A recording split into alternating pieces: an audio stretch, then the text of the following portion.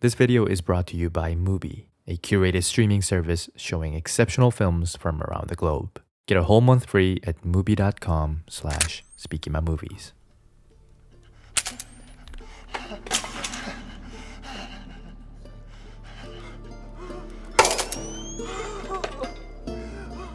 Every now and then, we watch a horror movie and get a scene like this.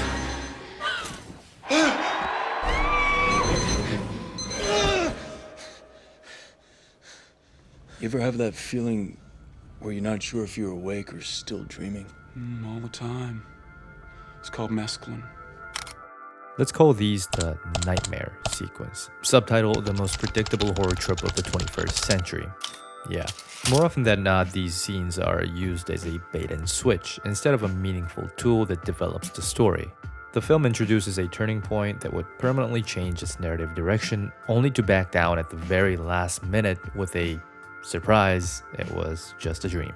Sure, the sequence may provide useful information about the dreamer and add tension to the scenes that follow, but frankly, the general public has gotten too used to its conventional flow, namely the sequence being noticeably out of context and the characters waking up into the same dull composition. And therefore, they end up realizing early on that the scene at play is indeed a dream, reducing its potential strength and downgrading it to a cheap opportunity for a crappy jump scare, if at all. You know you're not asleep. However, to call this only a problem of the sequence is unfair, as it's more so the repeated exposure of this convention that repulses the audience than its execution. Well, probably a bit of that too. And just when we think there is nothing worthwhile left of this tradition, we get this.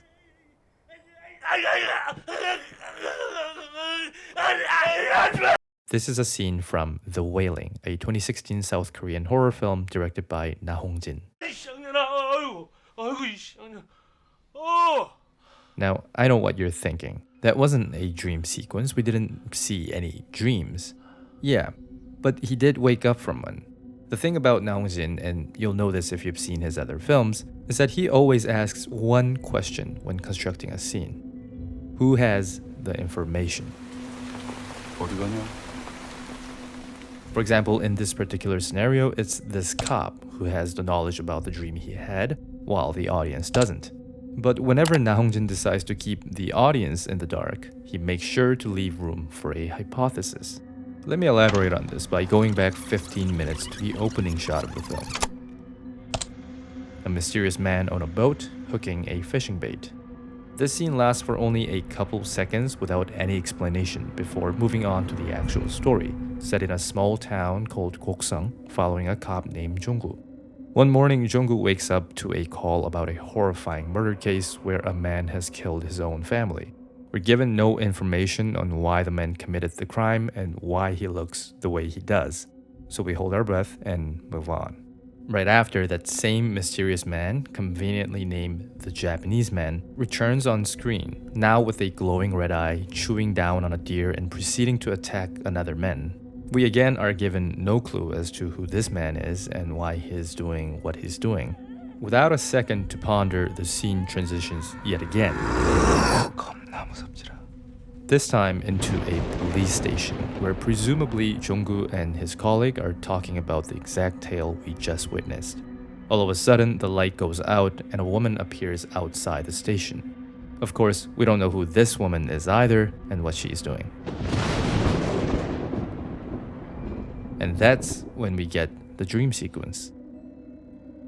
This short 15-minute opening introduces 6 key figures to the audience, of which only 2 are properly contextualized.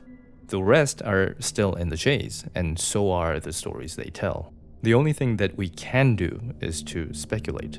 This is why the film doesn't show Jung-gu's dream, because it is subtly implied that the dream he had was that of the scene right before it. That perhaps the whole sequence with his colleague at the station was a dream. It's just never clarified. You see, The Wailing builds its tension through one thing and one thing only: ambiguity. Not the type where you can't make out what's on screen or you aren't sure if what you're looking at is a person or a ghost. but ambiguity that is embedded within the skeleton of the film's story, one that is utilized and presented through the entirety of the film. Each scene is vaguely connected to the scene that precedes it, and it's up to the audience to piece together the bigger picture. Like how the police station scene is implied as the dream Jong-gu wakes up from, the Japanese man in the forest is implied as the rumor the cops are discussing. Accordingly, the forest scene is paired with the murder case that came before, and the murder case with the fishing scene, and so on and so forth, until the negative inkling of catastrophe is led to the very first Bible verse shown at the start of the film. And this verse essentially tells the audience that they must suspect and doubt everything, including themselves. In essence, the film is openly announcing that it will go out of its way to bait the audience into false conclusions. 그놈은 그냥 미끼를 던져본 것이고 자네 딸내미는 그것을 확 물어본 것이요. 그것이 다요. This creates an effect similar to watching films like Memento, where non-chronological storytelling forces the audience to compare the adjacent scenes and eventually return to the beginning of the film to connect the dots. The difference, and what makes The Wailing so special, is that its story is told in the right order. It manages to perplex the viewers without compromising the simplicity of the story. Now, the second dream sequence does follow a more traditional structure.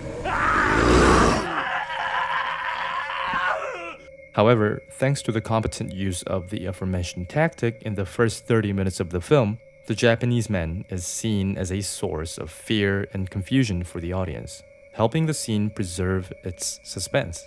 But there's something even better. The film never defines the beginning of the dream.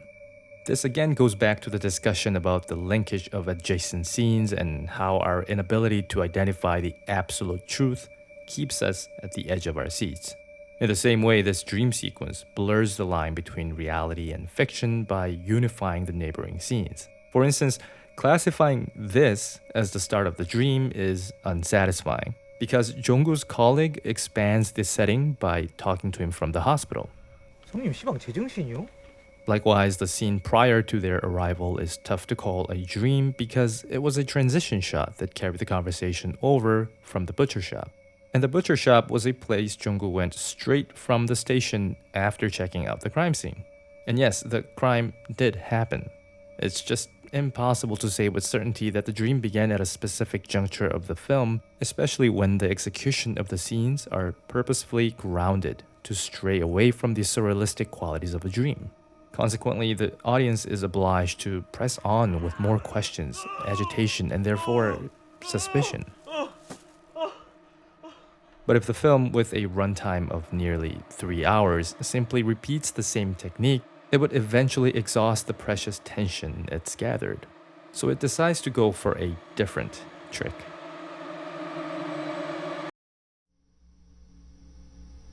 Funny enough, cross-cutting is another technique that has gained a bad reputation over the years. This again has little to do with the technique itself and a lot to do with the scene it is generally used to create. I'm sure you've all seen this. A character, let's call them character A, sneaks into a room or an office of character B to retrieve vital data, evidence, or whatever may be appropriate for the given work. The film then proceeds to cross-cut between the two characters, showing A searching for the file, followed by B coming back to their office, most likely because they forgot something. Each shot is reduced in duration and the situation is intensified to its max until this particular scenario could easily be nerve-wracking given the right context. But as it was with the dream sequence, the overexposure creates predictability, which in turn spoils the outcome and kills the magic. In The Wailing, there's no such scenario. Instead, there are beautiful, non-conventional uses of crosscut in 3 pivotal sections of the film. Among the 3, the ritual scene is a particularly fascinating example because embedded within the heightened dread is the forecast of the film's ending, where hidden motivations of the characters are carefully disclosed. The scene revolves around 3 characters: Il-gwang, the Japanese man, and Hyojin. At this point in time, the majority of the audience is led to trust Il-gwang, who is portrayed as a skillful shaman trying to save Hyojin from the Japanese men. Accordingly, the cuts are timed to the rhythm of the rituals that quickly escalates to better emphasize the confrontational quality of the scene and to highlight how vulnerable and dependent Hyojin is. The frantic intercutting continues for over 7 minutes, bombarding the audience with extreme visual contrast and deafening sound design until it is finally put to sleep by Jung-gu, who interrupts the ritual after seeing Hyojin's worsening condition. It's an incredible sequence that is elegant, theatrical, and intimidating. But that's when the real fun begins. One of the biggest revelations of the Wailing is that Il-kwang and the Japanese men have been working for each other from the very beginning. And surely there are plenty of shots in that sequence that confess Il-kwang's viciousness. Yet, the audience never notices them because 1. The general mood and the pacing of the shots interfere with their ability for a careful observation, and 2. The order of the cuts prevents everyone from seeing the truth. As you can see in this breakdown, the shots themselves are arranged to tell a coherent story, but to accent the lies. Dividing these shots into 5 chunks reveals that apart from the first part, which functions as a neutral establishing shot, the rest are there to misdirect the audience into believing that Il-kwang is innocent and the Japanese men malevolent. Part B centers around the two men performing their first attack. Despite the similarity in action, Il-kwang doesn't come across as evil in this scene because Hyojin is almost always shown after the Japanese men. This correlates Hyojin's pain with the Japanese men and depicts Il-kwang as an ally. That is, until the very last moment where Il-kwang's scream is match cut with Hyojin's scream. This is a decisive edit that hints at Il-kwang's hidden malignance. Part C takes an interesting turn, boldly associating Il-kwang's attack with Hyojin's reaction, exhibiting them side by side. This part, essentially being the peak of the whole sequence, displays itself with a frenetic energy, disorienting the audience and forbidding them from processing the images on screen. The candid representation then quickly gets countered with Part D, where Il-kwang's attacks are instead paired with the Japanese men, who is actually in pain only because of Mumyang, suggested by these brief shots in Part B and E. As the Japanese man loses his stance, the shots again intercut between Il-kwang and Hyojin, indicating once more that it is Il-kwang doing the harm. However, this association is never solidified. Rather, it is replaced with a mere inkling thanks to Jung-gu stepping in and stopping the ritual midway. With the pre-established image of the Japanese men, intentionally chaotic editing, and the brilliantly selective accents, this scene successfully tricks the audience and leaves them with more questions and anxiety than before, while technically telling the truth.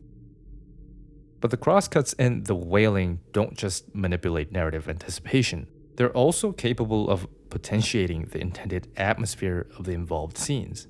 Here, suspecting the Japanese man, Jung-gu and his crew storm the man's house and go through his belongings. Now, the leading objective of this sequence is to induce terror, primarily through spotlighting this particular room that Seongbok is investigating. It's apparent that Na Hong-jin put a lot of care into crafting this space, both physically and emotionally. On paper, a sketchy room inside a suspect's house is anything but original.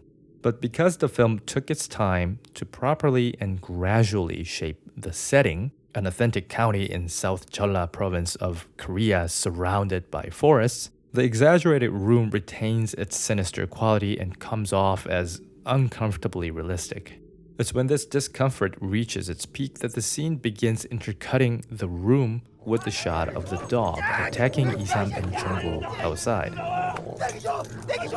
What's remarkable about this is that the terror of each location is naturally reinforced by one another. The immediate danger of the situation outside is transferred to the relatively calm and safe environment indoors, generating urgency and a sense of physical danger. Likewise, the ominous tone of the room is transferred outdoors, bringing about a wicked aura to the scene. The cross-cutting ends by having the two incidents collide and merge into a single idea, that there is something wrong with this house. And who owns this house? The Japanese men.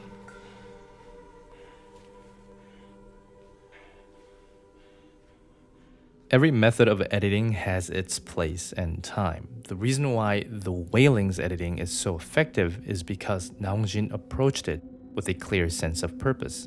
As it was hopefully evident, the overarching goal of the Wailing is to deliver a sense of powerlessness, to constantly plant doubt and suspicion in the minds of the viewers and fool them in plain sight. There are signs everywhere. The fundoshi that both Il-gwang and the Japanese men wear now seems like an obvious nod to their alliance. The fact that Il-gwang drove on the left side of the road, that he was weirdly sacrificing white animals to protect Hyojin, and the Japanese men used 2 hooks on 1 worm, all point to the same conclusion. The editing, the score, and the narrative serve to obscure these details, and in place, assert the atmosphere. Atmosphere is what lingers. It is the repeated inserts of Koksang's peaceful landscape, a sign of an awfully neglectful outside world and an excessively objective force of nature. Or should I say, 무명, which, by the way, literally means no name in Korean. And who else doesn't have a name? It is an unexpected panic in the middle of the day, a hidden figure in your room, a dream you cannot wake up from, and reality that isn't. So tell me, is this real?